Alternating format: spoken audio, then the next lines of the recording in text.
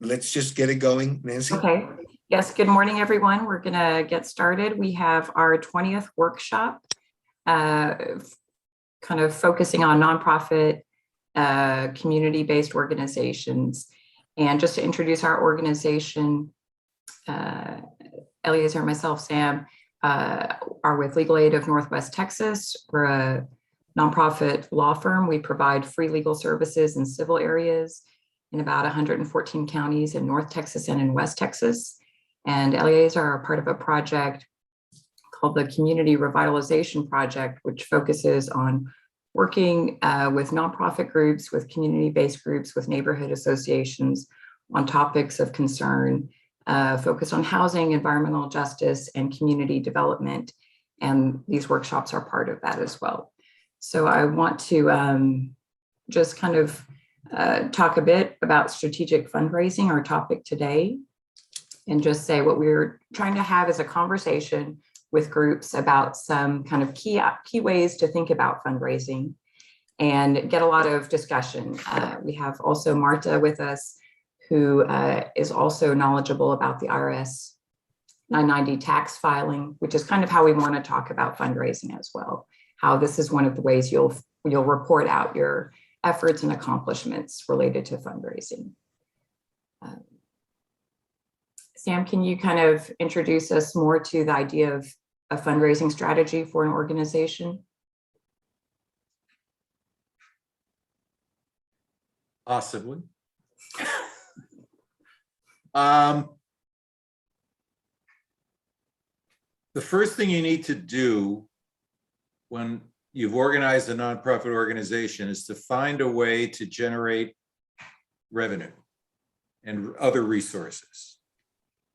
And the best way to do that is to sit down and outline for yourself the steps you're going to take in order to do that.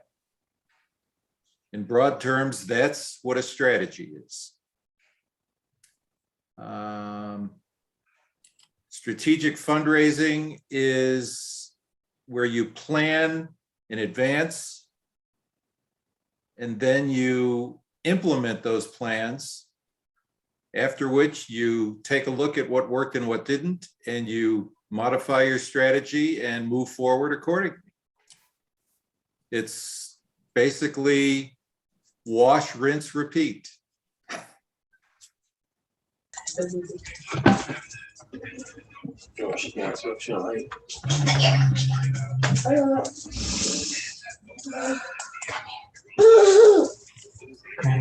want to ask everyone to please mute your phones. Okay, thank you.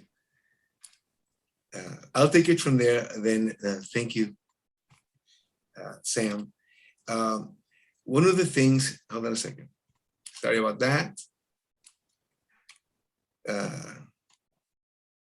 One of the things that we need to realize when we begin to do a fundraising event is how large is it? How large is the, let's call it a payout. How large is the money, the windfall, if you can call it that?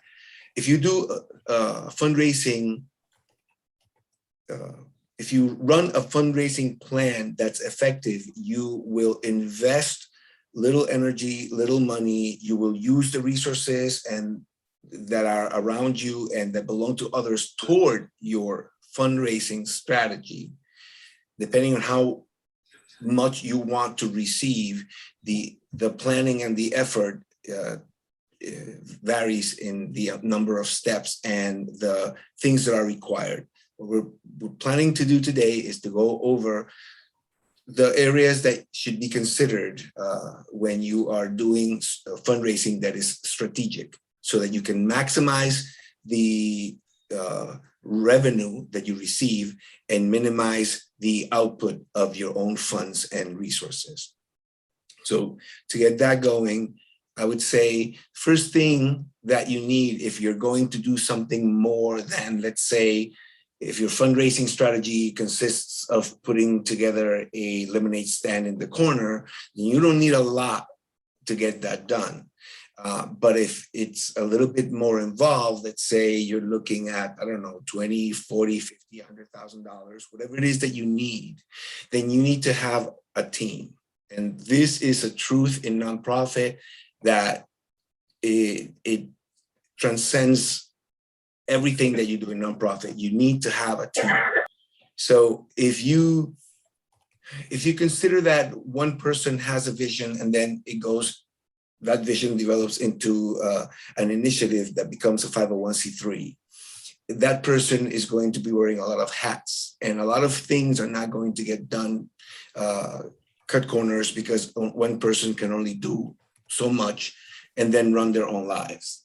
So the idea would be to take that enthusiasm, the cause, bring people together that have the areas of expertise that we don't have. And they don't have to be masters at it, but if they can contribute something to fundraising so that we can get $5,000 so that we can feed 10,000 homeless, that kind of a thing, then if you can get people into that kind of buy-in, then that's how you develop and nurture a team. Look for areas that people can help you with in administration. The best thing a nonprofit can have is having people who know how the paperwork needs to look, or have an idea as to, there has to be something here that shows how we're running things. People who are good at going through problems, setting logistics in place, how we're going to get all the food from point A to point B and then redistribute that to all the small little places if the people can't come to us. How do we do that? Logistics, communications, somebody who's good at managing whatever it is that you're doing with regard to letting everybody know. If you're doing fundraising, communication is going to also include how you're going to present yourself to the public out there so that they can know that you have a fundraising event. So having a team helps the leader of the group not have to be going crazy with everything being his or her responsibility, which I think is the first place where you need to be before you decide that you're going to go and analyze your resources. Your team will help you to analyze your resources. What does that mean?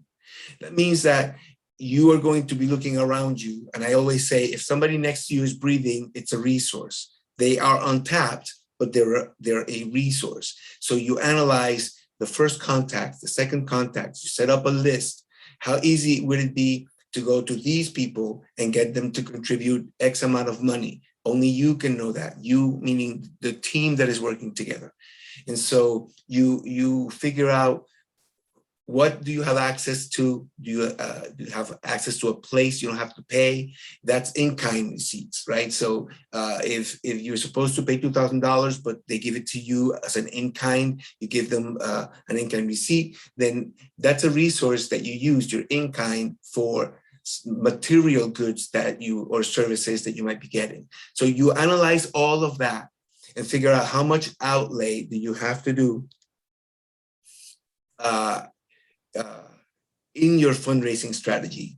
So once you know what your resources are, and you determine how you're going to bring your message to whatever the target is, whoever the target is, then you work with communications, logistics, and administration to make sure that everything flows properly and that you have a plan. It doesn't have to include everything on the plan. It just needs to include a simple to follow strategy.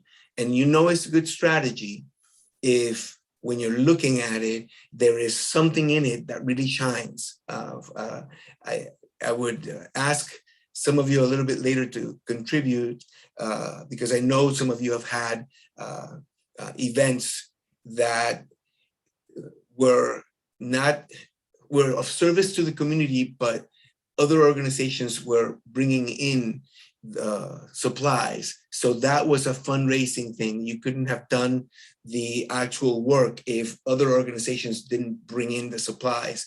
And so the idea is,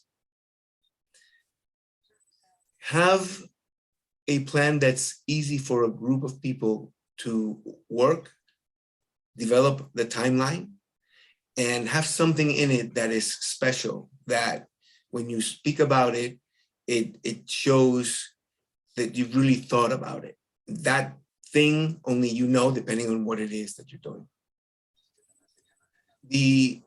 Once you know what you're going to do, then you prepare, and then it will require additional, at any point, this might require additional volunteers. If you're excited about what you're doing and you tell everybody about it, I believe that people are more encouraged by working for something than against. So instead of taking on energy and going against something, preparing for the actual work may involve onboarding new volunteers, new people that might actually put in more funding or in-kind donations. All of that you piece together, and you're ready to go on your plan, whatever the date and time and place is. And it could be multiple ones. It could be you decide you're going to do a campaign, which I've had discussions with some of you about that. You decide on this date next year, we're going to have X amount of event, and it's going to be, it's going to blow up everything. It's going to be wonderful. But you're working towards that, and you tell everybody about that exciting thing, and you're collecting funds towards and until that end. And so all that preparation of making sure that you have a list of things that your plan requires that you do, and you keep updating it as you go. That is all preparation. And then the next thing is your execution. Your execution basically will show how well you planned things. It will give you, when you're running it, you're gonna have a sense of everything is flowing well, or you'll have a sense of there's a hiccup here, or the wheel fell off the wagon. Anything could happen. But the more that you plan, and the more that you do the previous steps of getting yourself ready to do this on this day, and you engage the right people, and you know that you have people that when they give you their word, they're there, that kind of a thing, then you have a strong execution. Also in the execution, everything could go well, but one thing, and you couldn't foresee it, and then the idea is, how do you resolve those little problems so that it doesn't become an expensive thing? The most important thing is how much money did you actually invest in this, and how much money did actually did come in. Reporting. If when you are setting up your fundraising strategy, you do not track at the very end of everything what happened, how much was spent on the fundraising event, and how much came in, then you are not completing the nonprofit tax exempt cycle. Because in your taxes, in your 990, there is a question that asks you for fundraising, how much money did you invest, and how much money did you receive? So it's important that if you're a 501c3, you keep track of these things. We always say to the leaders of nonprofits, which tend to be the president, secretary, treasurer for a while, they're just everything. They're just running around taking care of everything. Do not do that to yourself for an extended period of time, because other groups can come in and other individuals can help you with the load if you give them your from your passion. You start understanding that everything that you're doing, you're going to report on. So when you end up, okay. So when you end up, let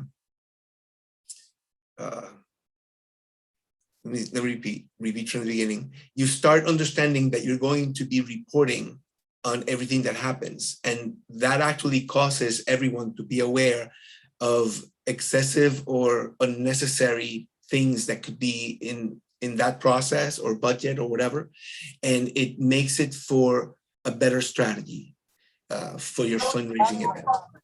So I am going to just pretty much ask if anybody has any comments, questions, any information on any fundraising that you've done that has gone good, bad, or indifferent, we just want to, or if you have a question with regards to how do you, set up something within these parameters, we're open.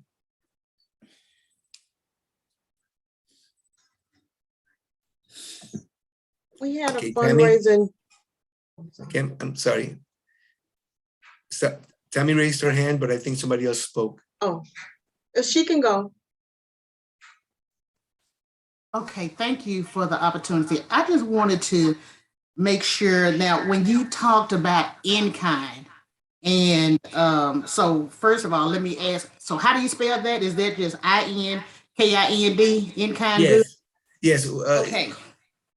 Yes. So when individuals give in-kind goods, you said that there needs to be a receipt for that as well?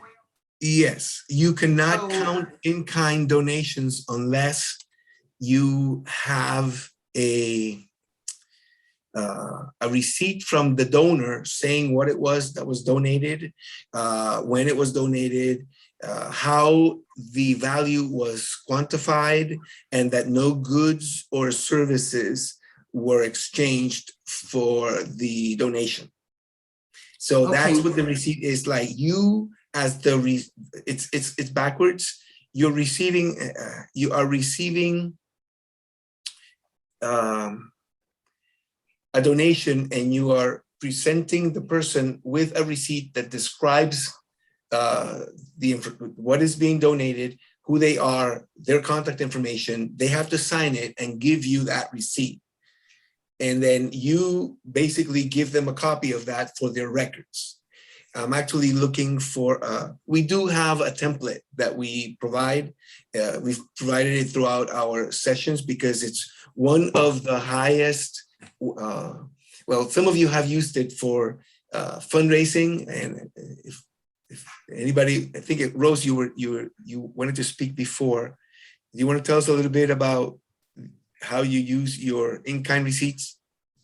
We had a Before she asked, so the donor would have to put their fair market value on the letter?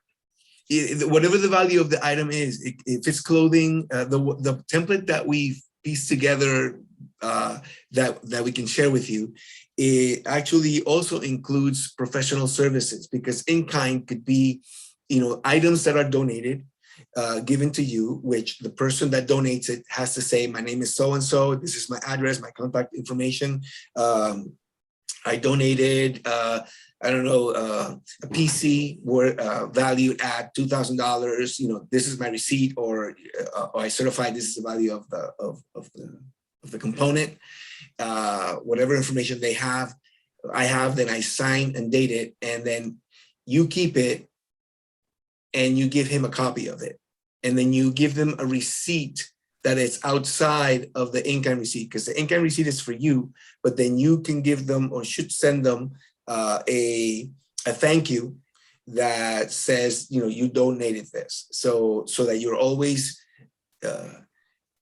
giving away information that helps the donor to quantify whatever the donation was. So all that to say, we can provide you with a copy of the form, which what we did was we just included it. So you just check if it's an item that is being donated, or if it's a service. If somebody does accounting for you for a year and they don't bill you, or, however that works, you can give them an in-kind for their tax purposes. Okay, thank you very much. You're welcome. Rose? We had a fundraiser in July in which we spent $600 to do it, and we gained $1,500. The way I did it, we charged $50 a ticket. We had 3 entertainers. We had and all 3 of those professional entertainers that we paid them with an in-kind receipt. And we had food, so they got a meal of entertainment. And the person that did our food, they did it off of in-kind. They took an in-kind.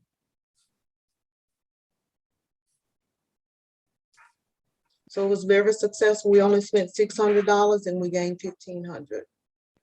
It's a good return on the investment. Was there something else that you wanted to share before, Rose? Mm-mm. Okay, well, thank you. Any other comments? Eliezer, I just sent you a copy of the in-kind form that we use. Okay, So Eliezer, yes, ma'am. for daughters on our launching in September, we had a fundraising goal. We didn't meet our goal, but altogether we spent $2,500 to conduct the launching, and we raised $4,000. Wow, All right, that's great. that's great. That's really good. Okay. No, and also because it's you're launching, so you're making your presence known. So you're developing a platform now, right? You decided. Yes. Go ahead. You decided to let people know Daughters Have Arrived, and the name of your group is, for everybody's information, is Daughters Across the Diaspora, and it's a group of ladies who are supportive of African American individuals who are seeking to better themselves in business. And so they are just a network that is helping each other. And I've seen these ladies, when they meet, is like a tribe. It's like everybody's sitting there and everybody's so attentive and really learning and being a part of. So I like the energy when I've had the opportunity to meet with this group. And I think that whenever we do any kind of work, it should be a positive energy. You know, I have a daughter who always says, if it's not fun, why do it? Well, I do this because for me, it's fun. The energy is good. And if we can provide any kind of support and encouragement and information and templates, that's what we're here for. Does anybody have any other questions, comments? I had one, if you don't mind. Please. So an in-kind receipt, can businesses use that as a tax write-off? An organization, I'm not an accountant or a tax professional. Marta is better suited for that. Marta Dilone, she is an enrolled preparer. I'll give my small comment after her. Marta, can a for-profit business use an in-kind receipt for anything? Yes, they can use it. It's depending on the organization, because some organizations they just give you the time, but they didn't. Can't hear you. Marta, it looks like you're too far from the microphone. Okay. They can use it if you give it to them, but you have to give it the information in advance before they prepare the service. You understand? So they are able to use the in-kind for the tax, Yeah. for their tax purposes. Yeah. And as we were talking about before, you want to be very clean about the transaction. You want to make sure that the donor is the one who says how much the value of the item donated, or if it's a professional services thing, let's say somebody donated 1 year worth of accounting, you know, they would say my professional is an accountant and I charge per hour. It took me so many hours for this group and I gave them this with no charge. So that is an in-kind amount that is for the nonprofit quantified in the receipts. So your money, maybe not cash, but in-kind increases, and it makes you, because it makes you report the correct numbers. So yes, an entity is able to use that for their tax purposes. If they, you know, donate $500 and their business, you know, earned, I don't know, 100,000, I don't know that the $5,000 is going to really do much. You know, that's an accounting question, but definitely the receipt from the organization that says that they're a 501c3 organization, that no goods or services were exchanged for this donation. It also indicates everything we've mentioned before. And I would say a thank you, if you will, on the a thank you receipt for the actual donation, not just the what do you call it, the in-kind receipt. I think that's a nice way for a person to feel comfortable that, yes, you know, I donated this. It's my signature there, but you can sign anything. But then you get the receipt from the organization that says, thank you for your donation of whatever it was. And that also contains the same language with the EIN of the organization that's giving it and whatnot. I hope that I didn't convolute everything. I tend to do that. It was fine. Thank you. Javita, do you have any questions? I just got in, and I think Robert, he overslept, so he's probably in by now too. Yeah, he's here. Yeah. Yes, I'm in. Oh, okay. There's a lot of people here, and I would like to maybe open because we've pretty much done with everything we were discussing. I am hoping that it was instructional and I didn't cause any of you to lapse into a coma. But there are several of you who are new in our workshop. I've spoken to some of you. I'd like to ask Sonia Tubbs if you tell us a little bit about you and the group that you're working with. Can you hear me okay? Yes. All right. Yeah, this is Sonia Tubbs. I am the Vice President of Connect to the Connection. We are an organization out of West Dallas where we help mentor and work with kids and pretty much help reunite the kids who's been impacted by incarceration. We do mentorship, basketball training, life skill training, and we also incorporate that with biblical living principles. So yeah, we work a lot with the kids, and my husband, he is the founder and owner of Connect to the Connection. His name is Dedrick Tubbs. Thank you. Thank you for that. Thank you for being here. We hope that you take some good in the time that you're with us.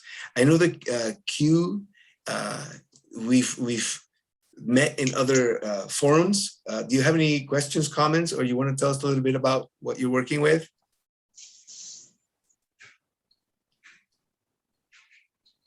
No, I don't have any questions. I am grateful for the opportunity to attend this meeting. This was a very good tip. It's actually making me reconsider the the fundraiser that I wanted to start with CIV in Fort Worth. I actually think that this particular fundraiser that I'm working on will not or is not the best suited starting out. Maybe we can do that later on down the line when I tweak a few things. But yeah, this meeting has been very informative. I think I'm gonna be able to use a lot of information that I've received today. I appreciate that. Hey, this is Marcus from Commissaries Very Necessary, from all the Commissaries Very Necessary chapters. I'm always on the call. Very helpful what you guys are doing. I really appreciate it. CIVN is about to start getting into fundraising and different things like that. And I'm happy that Q was on here because I knew that these meetings were going to give her a better idea of, you know, what fundraising is, what we're trying to do, the aspects of it, you know, the cost and different things. And I invited a lot of people on here today because I know they have so many organizations, and fundraising is one of the things a lot of times grassroots organizations are slacking on. A lot of times they're spending their own money out their pocket. They don't understand fundraising and how to get money in. So I just appreciate y'all and everybody on the call that's trying to better the community and get the funds in to do it. Thank you, Marcus. Red Moore, thank you for being here. And I don't want to put you on the spot. Just tell us a little bit about the group that you're with. And I'm actually doing this because I've been meeting so many of you in different meetings. So I have a soup of who's with whom and doing what. And just if you can share a little bit about who you're working with. And, you know, if you actually got anything from the session that we just finished. Okay, well, I've been getting a lot of things from your sessions. I've been coming a long time. Marcus invited me a long time ago to the grant writing class. And I started out here with the Daughters Across Diaspora. But here recently, I've been just playing myself everywhere, just trying to learn all aspects of organizing. So I've been with Not My Son, doing fundraising, basically, so all of this stuff is good, like to learn. I'm also working with a lady from the city of Hutchins. We're doing some stuff. We got a couple events coming up. I'm just learning. I'm just trying to learn to see where my place is so I can fit in right. Like I don't want to just be a part of something. I want to be effective in whatever I'm in. I want to be effective. I don't want to be just tagging along or just a yes person. I just want to be a part of it. Excellent. Thank you for being here. Recording in progress.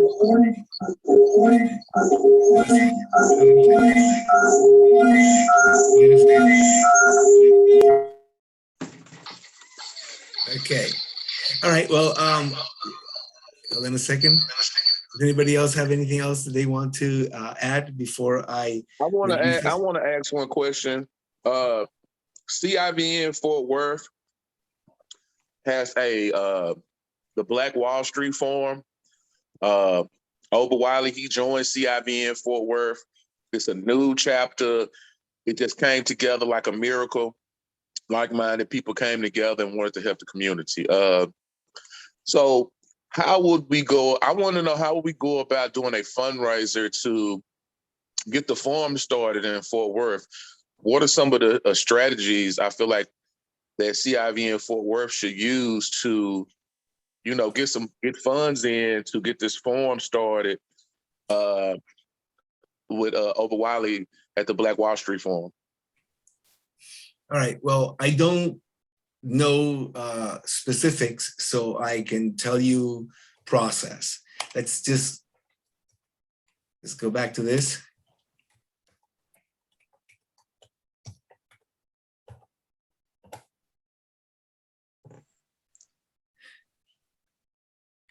They should meet as a team. Figure out what you have and what you need. So get what you need, whether it's by paying for it or by getting it as an in-kind donation. Oh, may I just for what, I'm sorry to interrupt, Eliezer. Please. So I'm hearing your question, Marcus, and I'm also thinking about it this way. In one of our earlier kind of programs, we talked about just in terms of process or procedure, we talked about how a board could have different types of roles. The way I think about the roles is similar to is this kind of idea of ambassador, connector, solicitor, steward roles. But I want to answer your question specifically, but I also want to just kind of make this point. Just as you're thinking of diversifying your efforts, right, diversifying your revenues, you might also be thinking about making a formal grant application to some type of formal grant application process. And that I think of as kind of the connector role, right? So some of our discussion has been very event driven, right? An event driven kind of an ambassador's role in trying to reach out to a team of like-minded individuals and to have efforts focused on a specific event, right? To bring resources through an event. But then there's also, so that's kind of this ambassador role of a board member or an active part of an organization. Then there's also a connector role. You're connecting the organization to a formal existing grant application process. That grant application process might be administered by a public agency like a local government, or even like in Fort Worth, the Fort Worth Police Department has a community-based programs fund, right? So that's an example. In one of our previous sessions, we talked about the City of Fort Worth's Community Development Block Grant CDBG Fund formal application process, right? Just as examples. But you could also think of nonprofit foundations as entities that have a formal process. Corporate foundations, we talked about corporations and how they can provide in-kind resources. Corporate foundations are also a type of formal entity that may administer a grant, right? Potentially to grassroots groups, but that's what you're looking for. Who funds grassroots group programs? And then I would say with all these formal efforts, you know, they would look for a narrative, a compelling narrative. They would look for a budget, right? A persuasive budget, right? And that could also be, they might ask for a 990 tax filing to get more information about your organization. They might ask for, a grant application that describes what you would do with new dollars. That's kind of one example of this connector role. Solicitor role, Sam has talked with us before about kind of the solicitor role and how an organization might seek funds or support from a major donor, right? Someone who's willing to make a significant, large gift. And then steward role as another role for a board member. And that's how you're being a good steward of the funds, through good bookkeeping and record keeping, getting the in-kind receipt processed, getting the thank you card processed, part of that record keeping process. That's taking place throughout your preparation phase and throughout your fundraising strategy phase. So that's the steward role, right? So maybe you've already had a focus on an ambassador role with an events focus or a place focus.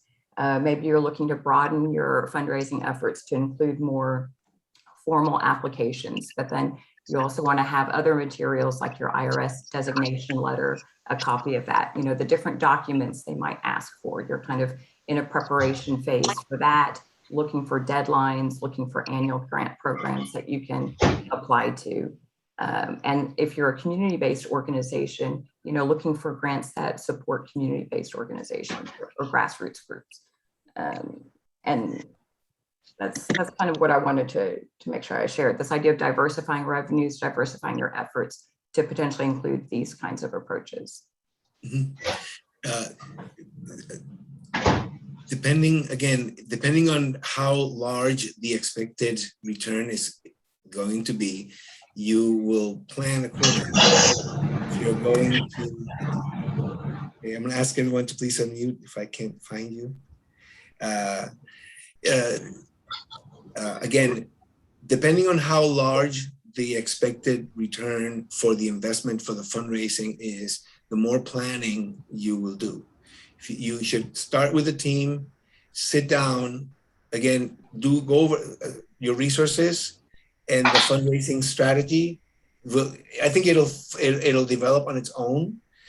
So Marcus, on your point is that these teams need to meet and they need to, everything that they're doing should be something that is sprouting positivity. I know sometimes we look at, actually, let me see if I can get this done. We look at our, no, I can't. We look at our situation as if it's an unscalable mountain. And because we make it that way, it seems very difficult. But the idea is one person shouldn't do it all. One person should count on other people that will also help to carry the weight, because it'll make the end result more accessible, get there quicker, and more effectively. Again, you want to realize, you want to report how much money is being invested and how much money is actually comes back.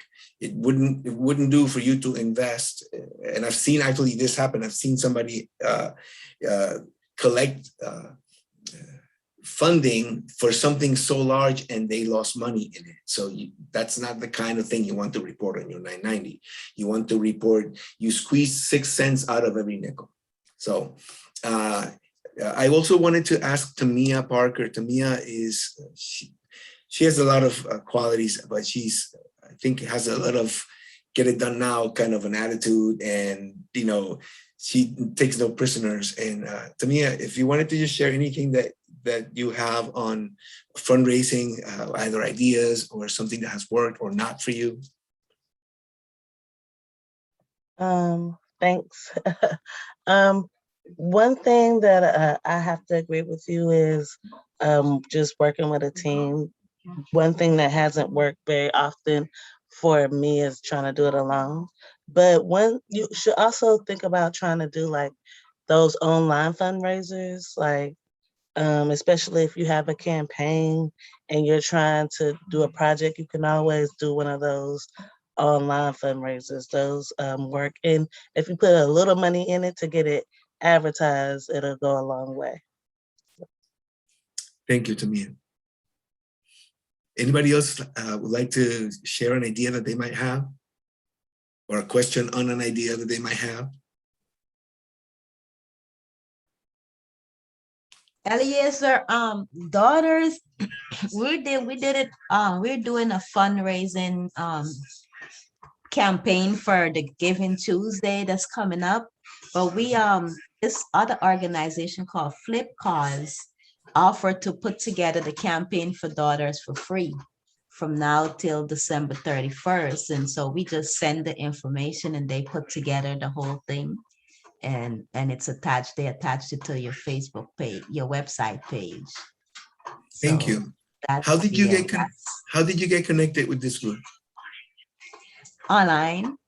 Yeah, a lot of people, I don't know what is it, but a lot of people always is reaching out to us.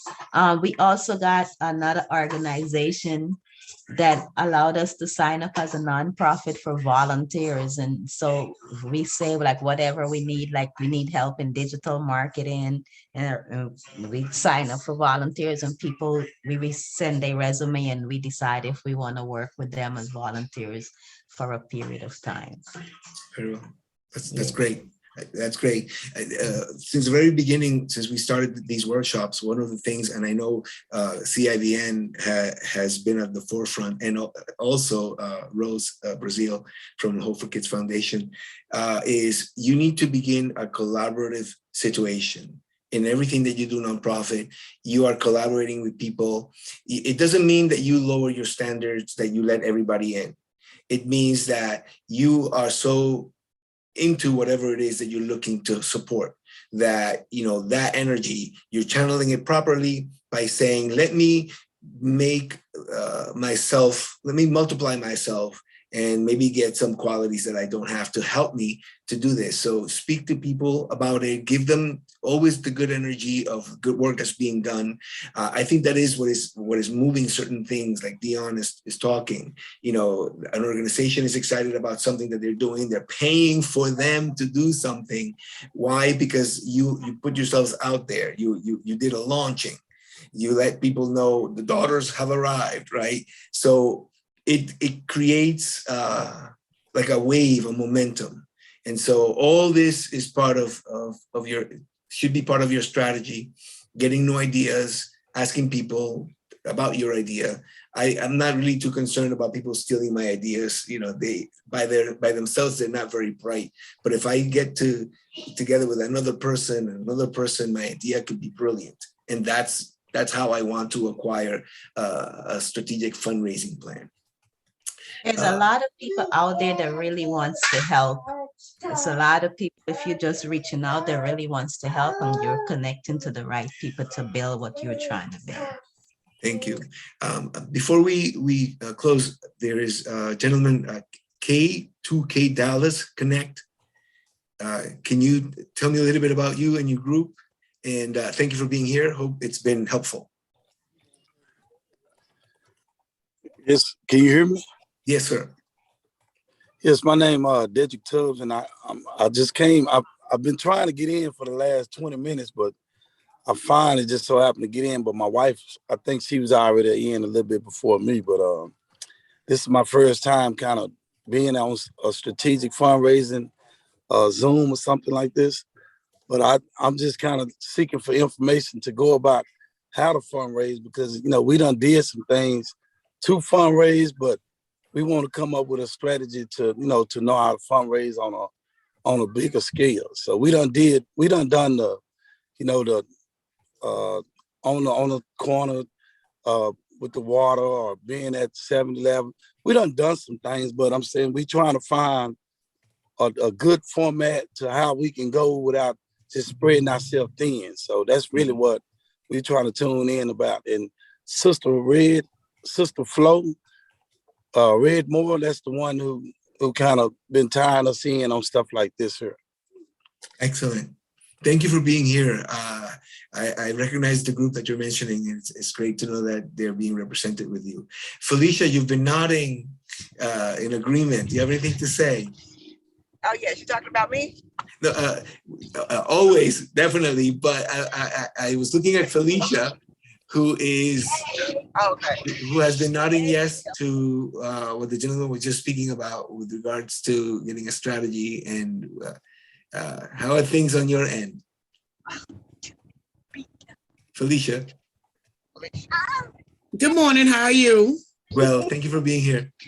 I thought my video was not being seen because I was not having a great hair day.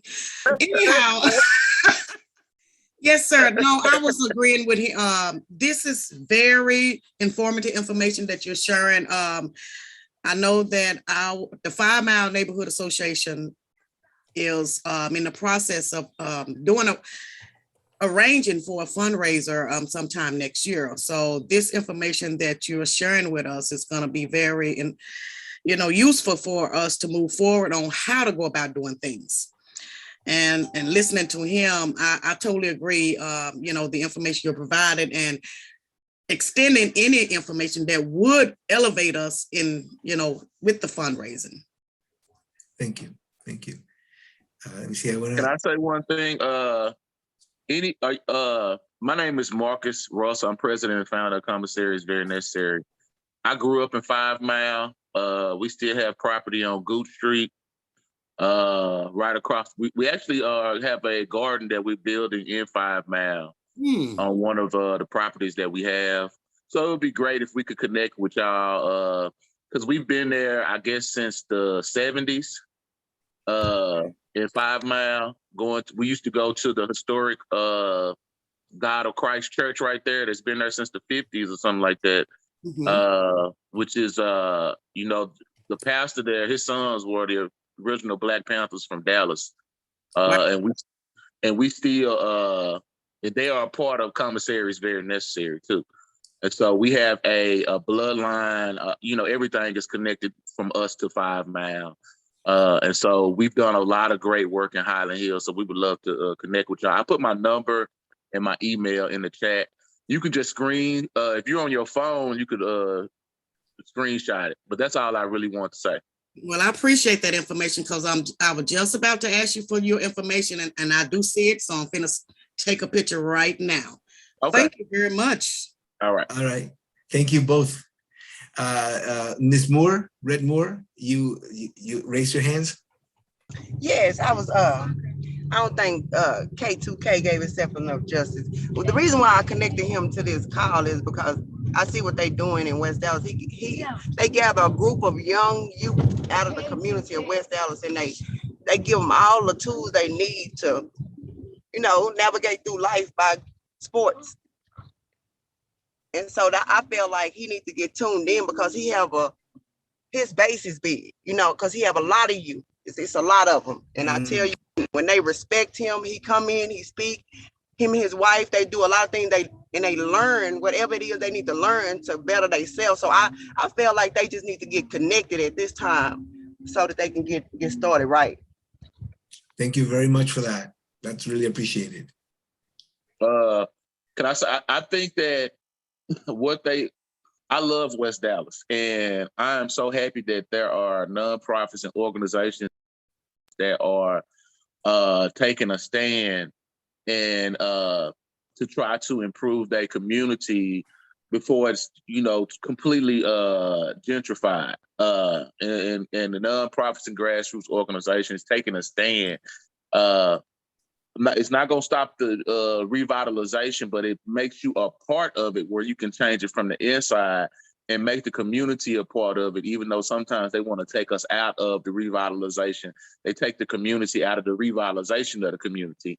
And people from these communities have to step up, whether they start a nonprofit, be grassroots, activists, protesters, or whatever, investigators, environmental activists, environmental justice, which is very much needed all over Dallas, especially in West Dallas.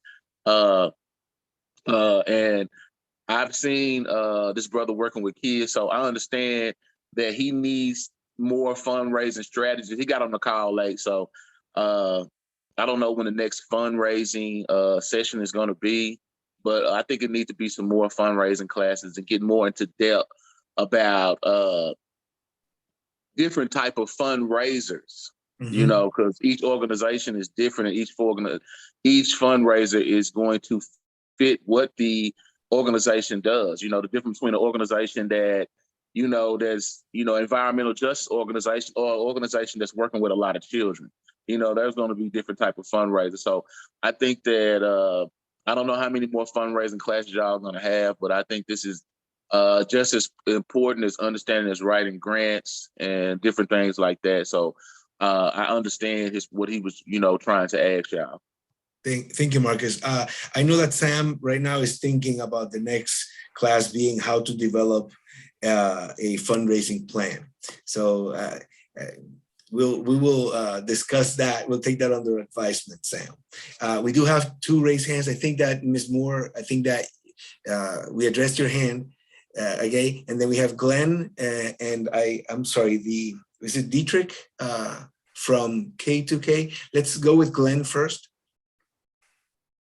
Okay, this is a question for the sisters. She made mention about a volunteer program that she was reached out about. So this question is directed towards her as to what that program is.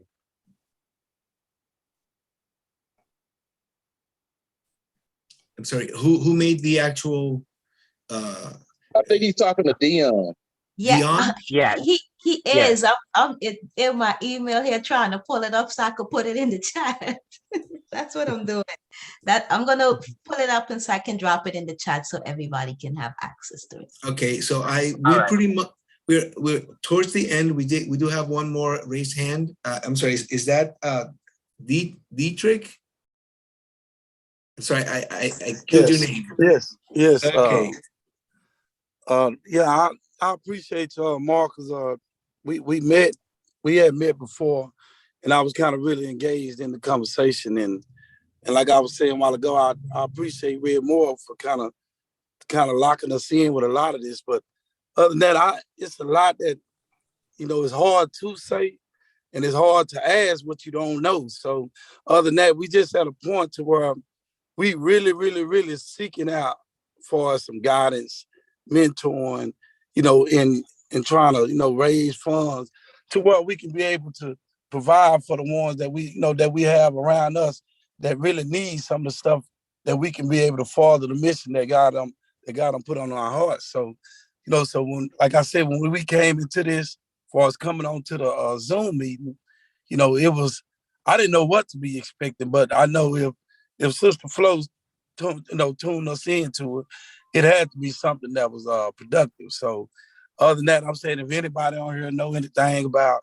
as far as trying to, you know, do things to raise funds, because we starting a basketball team now, and basketball season right around the corner. And it's a lot that we want to do to keep from getting burnt the way we've been getting burnt the last 5 or 6 years. And when I say burnt, is people coming as if they have the knowledge, but they putting out a little knowledge, but on the back end is something that come back just to only benefit them and their mission, and then it leave us kind of stuck out. So now we just trying to get to the point to where we're around some genuine people, you know, who have the hearts and like-minded individuals, you know, that's on a mission to try to do some of the same thing we trying to do. Alejandra, maybe we can have a future session specifically talking about the relationships between people and the structure of one person asking another person for money. That in and of itself merits an entire conversation. Yeah, I saw the thought streaking across the vastness of your consciousness when I said that you're thinking about how to develop a fundraising plan presentation. So yeah, we'll. It doesn't smell like smoke here. You saw the smoke, huh? So Eliezer, yeah. the name of the organization is Volunteer Match. Volunteer Match. Yes, and you have to be a nonprofit. Okay. All right. So thank you. Now, K2K, is your hand raised done, or Dietrich? Yes. Lower your hand, Dietrich. Lower your hand. Oh, Yeah, I'm paying attention. Oh, The Lord. one other person, and it's 11 o'clock. We value your time. If you help one person that we can't touch, we want to be able to support you in doing that, so that we can stake a claim and saying, we blessed that one person all the way at the end of the chain that we never saw. Right? That's the reason why we're doing this. And so I want to make sure that I have one more person.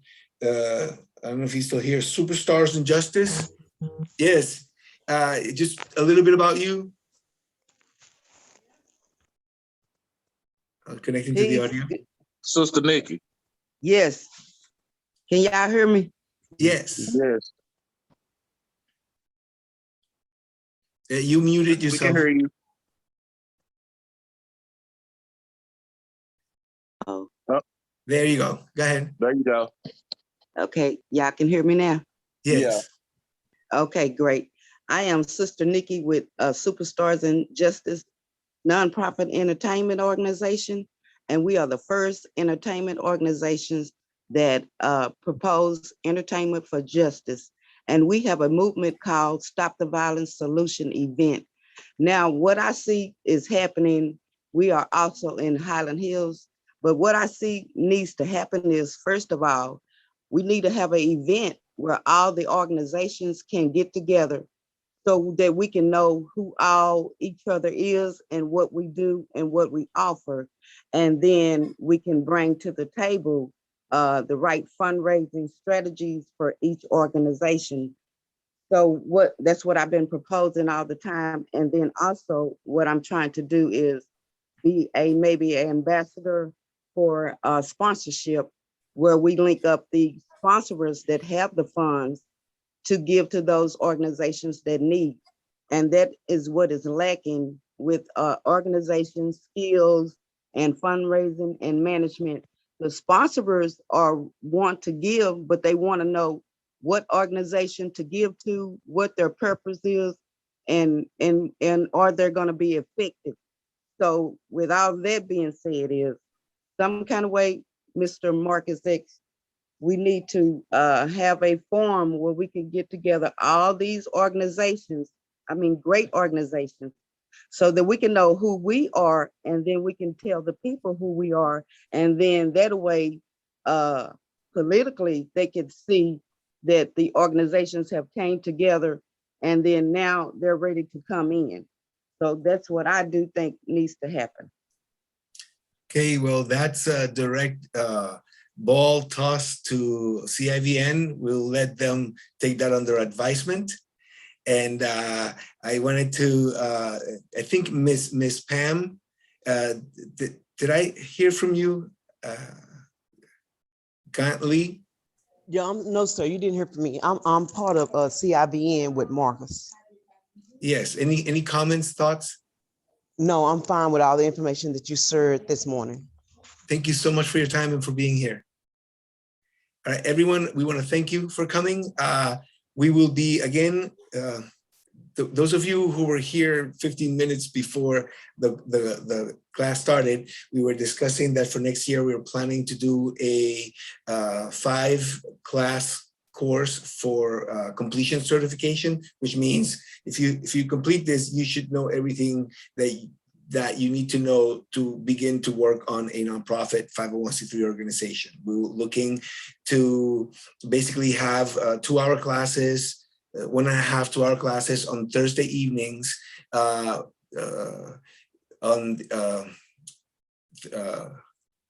for the months of, let's say, January and February. And then in March, we will have half a class and then a completion ceremony kind of a thing. We're going to base everything on the 990 so that if you understand what you're signing on the 990, you should know everything that a nonprofit needs to be aware of. You need to know governance, fiscal accountability, you need to know board development, program reporting. All of it is going to be contained in the sessions, and we're going to divide them in such a way that you should be able to go back to the recording if you couldn't make the class, but if you come to the class, then you can bring your own questions. So anyway, that's for next year, and we're excited about it. We are piecing it together now, and we'll have more information on that soon. Fundraising chats going forward, we will inform everybody. Thank you for sharing the information that we Eliza. Yes. Eliezer. Eliezer. There is a Eliezer. Okay. It's okay. I've been called There's worse. another one.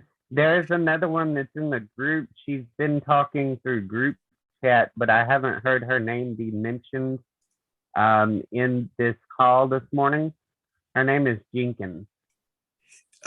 Fern Jenkins.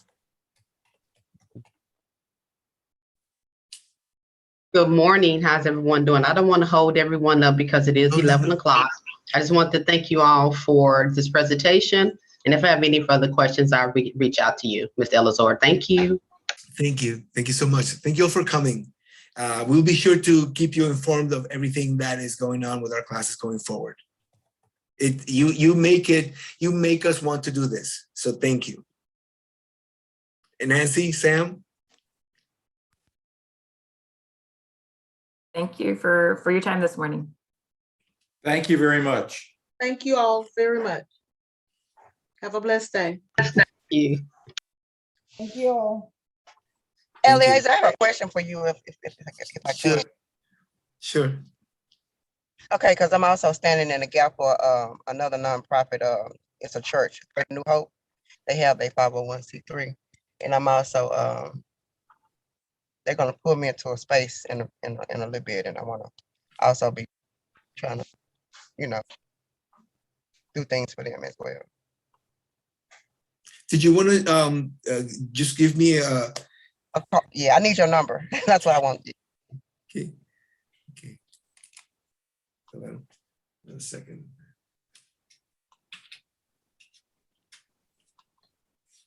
Yeah, I'll put it on the chat.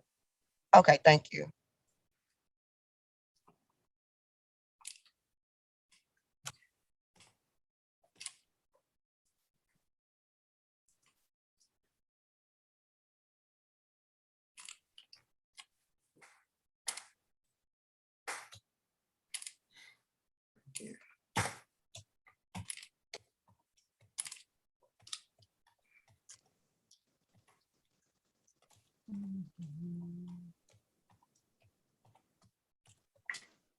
Eliezer, are you still there?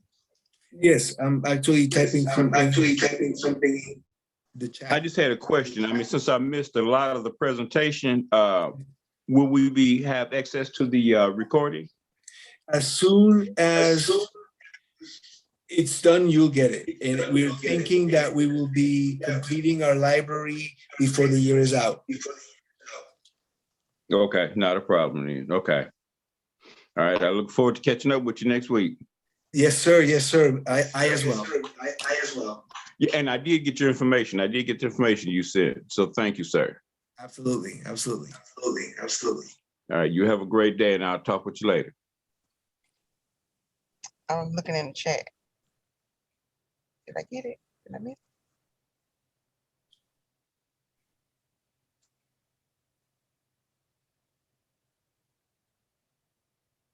Okay, I'm being a good host.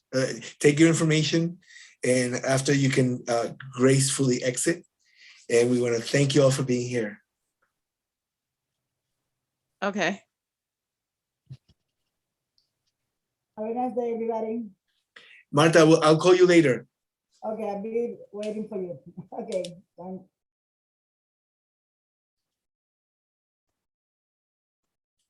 Eliezer, what is the activity type for this, for time slips? It's outreach. So you Community outreach networking. Yeah, well, for this one is the education outreach. Okay. Eliezer, I didn't get the number. Oh, it's okay. It's hold on a second. It's in the chat. I can tell you. Are you writing it down? Yes, Are I'm you- ready to write. Okay, it's 817 882 1005, and it's extension 8925. Okay. Right. Thank you so much. Sure. If you also send me your emails when let me make sure I have your email so that we can connect. There maybe templates and things that I can send you. What was the extension? It's 8925.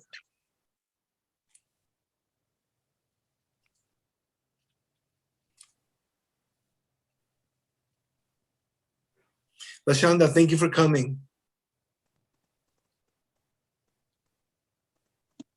Thank you, sir, You're for welcome. I've enjoyed it, and I need to. I want to schedule a meeting with you. Okay. Why don't you do this? My best times are Tuesdays, I would say after 11 to 2, and Thursdays, probably 10. I'm sorry, yeah, 10 to 2. So if that fits, this is my email again, and we can schedule something. What was the time for Thursday again? I would say anytime 10 to 2 is good on Thursdays. Excuse Okay. me. And I put in my email again on the chat. Hold on a second. Oh, I see that. Okay, hold on a second. Yeah, this is my email again. Yeah, to make it easy. Let me go back to the chat and get that. Yes. Okay, I will reach out to you and schedule an appointment for one day next week. Sounds wonderful. Okay, thank you. Thank you for being here again. You are always, like, I always see you. All the workshops. You're one of our. You're up there with CIVN with how many times you've been with us through the workshop. So thank you for your patronage.